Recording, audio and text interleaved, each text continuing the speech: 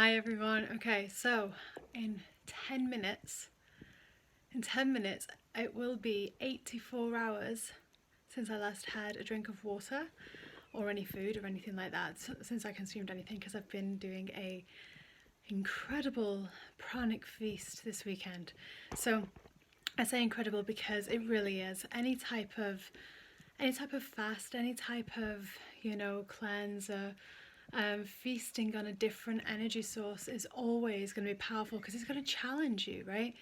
Many people will have heard of water fasting, and that's, very much using that element of water connected with the emotions to cleanse through your body, or juice fast, or anything like that, or juice feast. A dry fast, an extended one as well, it will, especially when you go past 3 days, you are rewriting and using the energy of fire, of prana within you, to clear and cleanse not only anything emotionally that's stuck, any water that's within you, because we're made up of water, right? So any water within you that is, holding on to old cellular memory, holding on to things that it doesn't need to be holding on to, any issues that we have with anything to do with water, that will be cleansed. But also your mind, right?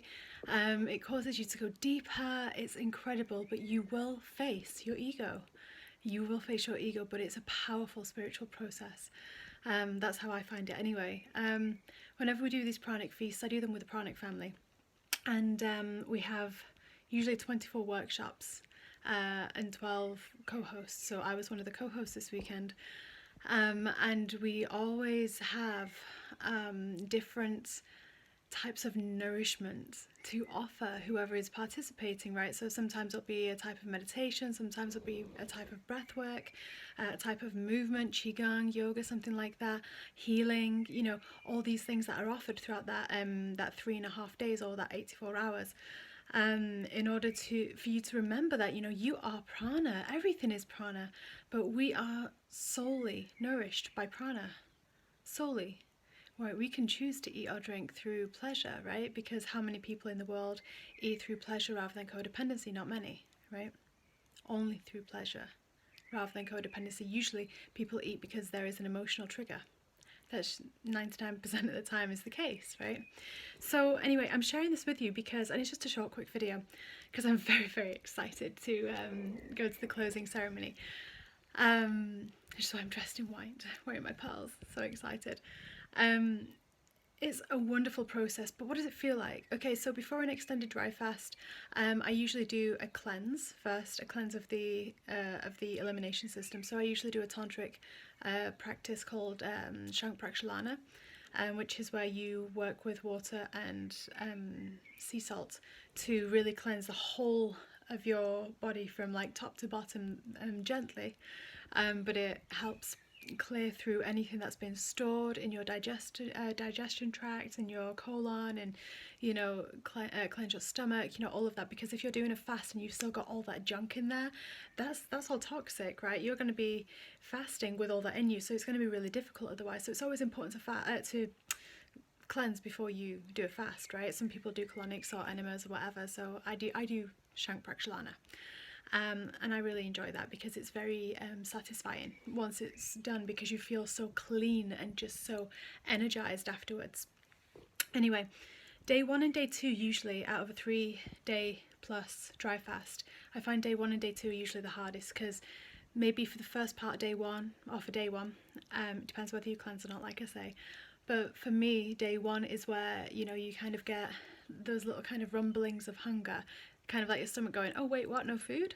And you know what, it's not even your stomach, it's the parasites in your stomach, it's the bacteria in your stomach that are freaking out, because they're like, oh, she's not feeding us, quick, tell her to be hungry. You can look up your own research about this. There's numerous scientists have got many studies out there on this, but those hunger pains, they're not really you, right? It's what's inside you, what's living inside you, that is asking for that food, right? Because we actually don't need that physical or liquid food source, right? By the end of day 1 and day 2, you might feel a little bit tired as your body is cleansing, because that's when it starts to do that cleansing, is around then, from the get-go, really. So you might feel a little bit tired as you are cleansing, but the main thing that comes up is like, is your ego mind, that entity that has been created here, that's been a part of you since birth, right? That you've created throughout your lifetime. That ego will kind of start chirping up, right? So that's why it's so important to tune into the workshops. Because when you tune into the workshops, it's nourishing for you. When you don't, you can get stuck in your head, right? So you will find that any traumas or any kind of shadows that you have that you've not yet integrated, they'll come up and ask to be integrated. That's a beautiful process. For me, in this one, it was a much more smooth and fluid ride. I did my first one in February, and I found it really challenging. Environmentally, I wasn't in the best place. It was like sub-zero. I was in a yurt. It was wonderful. I loved the yurt. I loved the person that I was yurt sitting for, but there was gale force winds and storms through the whole country, so it was very challenging on that front. Last time, or the first time I ever did one of these. But this time it's flowed so much easier. I've had so much energy as well, because you feel the prana, you feel that solar energy, that fire energy within you. It just warms you up as well. It warms you up and it provides you energy, and it's just fascinating to experience. You may experience things like dry mouth, right? And it wasn't a hard dry fast, so that means that you can still shower and brush your teeth, and as long as you're not swallowing anything, you can rinse your mouth out if you want to. The funny thing is though, is I actually find that my mouth, if I was to rinse it out, so say for example I brush my teeth and then I rinse my mouth out, my mouth goes drier after that, because I think it thinks that it's going to have some water and I'm going to drink it. So I try not to do that too much, because then I'm just like what else can I tell you? It feels so incredible though, time goes so slow as well. If you struggle for time, if you find time a bit of a challenge, oh my god, you should be fasting more. Seriously, time goes so slow. You can get so much done and feel like you're still rested. I've rested a lot this 3.5 days. Some people your sleep patterns will change, because you're gonna get called to rest when you need to rest, and when you need to move your body, you'll know, and you'll start yawning if you need to do pranayama or any type of movement. Your body will automatically keep itself alive, right? It's not that easy to just keel over, really. We think it is, but it's really not. So anyway, we're into day 3, and day 4 we're into actually now, but yesterday was day 3, and I just had so much energy, and my mood was just so light. Day 2 I was really quite emotional. I was struggling a little bit with I was being challenged by my ego a little bit, and kind of perceptions, and I knew that they were false. What was coming up in my mind, I knew they were false, but it doesn't stop you feeling the emotion. You've got to feel the emotion, otherwise you can't heal it. You've got to feel it fully, rather than, we always try and resolve the emotion as soon as we feel it and shift it into something else, but that's not how you work with emotion. You've got to allow it to play out and to be felt, and then you can start to unravel it. So I had a lot of emotion on day 2, linked to mental beliefs and old patterns that have happened in relationships and family and things like that I was being called to clear. But it was a solar eclipse as well, right? You got to take that into account. It was a solar eclipse that I was doing this. So yesterday I was just so happy, not over the top happy. Sometimes you can get people that are really over the top, and you're just that's not real happy. That's kind of you putting that on.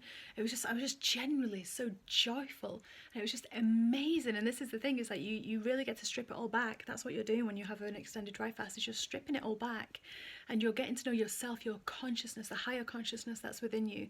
You're building a relationship with that. And anyway, so now we're into day 4. I am so excited. I've got about a couple of minutes before I'm jumping live onto this Zoom call where we take our first sip of water in such a long time, and I'm so excited. I'm so happy. And you know what, we do 1 day dry fast because they're actually really beneficial for your physical health, your emotional health, everything, but especially physical as well, just to do 1 day dry fast every week. So if you are called, the wonderful Fabi, who is of the Pranic family, he's made a brand new website, and it's just phenomenal. It's like a hub for anyone that is into any type of pranic living. You might be looking to juice more, to meet up with people that are kind of this consciousness. Oh my gosh, you guys, definitely check it. I'll link the website in. Have a little look. It's like a social platform, but more for events and meetups and workshops and things like that. But he's done a cracking job, and we do free dry fasts once every week on a Sunday. So if that calls to you, just even try it out. Maybe challenge yourself. We're so codependent on food, and we will argue the toss that we're not. um, oh, I enjoy my food too much. Yeah, but can you go without it just for a day? You'll enjoy it more. How about that? There's a lot of codependency out there. But anyway, yeah, it's a beautiful thing to try. And it's a beautiful experience to have, to connect with yourself on that level. So anyway, I'm going to go. I don't know when I'm going to post this, so you might be seeing this for Pranic Sunday in a week's time, which will probably be about the 8th, I think it is. But I'm recording this on Monday, the 2nd of May. So happy Beltane for those that have been celebrating Beltane all week, and just have a beautiful, beautiful day. So much love to you all. Bye.